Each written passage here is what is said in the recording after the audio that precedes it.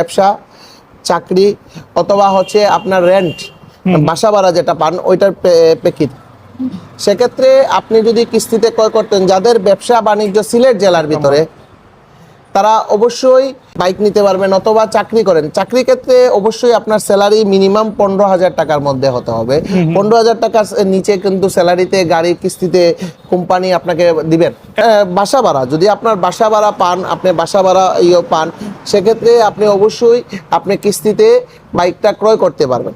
ব্যবসা ব্যবসা ক্ষেত্রে হচ্ছে আপনার আপডেটেড লাইসেন্স, আপনার ভোটার আইডি কার্ড, আপনার 6 মাসের ব্যাংক স্টেটমেন্ট এবং নেওয়ার সময় চেকের পাতাগুলো অবশ্যই লাগবে। অনেক প্রবাসী ভাইরা আমার রাহাত ভাইকে কল দেন বা আমাকেও কল দেন, রাহাত ভাই ভিডিও থেকে না আমরাও তো কিস্তিতে নিতে যাচ্ছি। আরেকবারও আমরা আপনাদেরকে বলেছিলাম, আপনাদের সিলেট জেলার ভিতরে যারা আত্মীয় স্বজন আছে বা রিলেটিভ আছে, তারা প্রবাসী যারা, তাদের ডকুমেন্ট দেখায় আপনি কিস্তিতে বাইকটা ক্রয় করতে পারেন।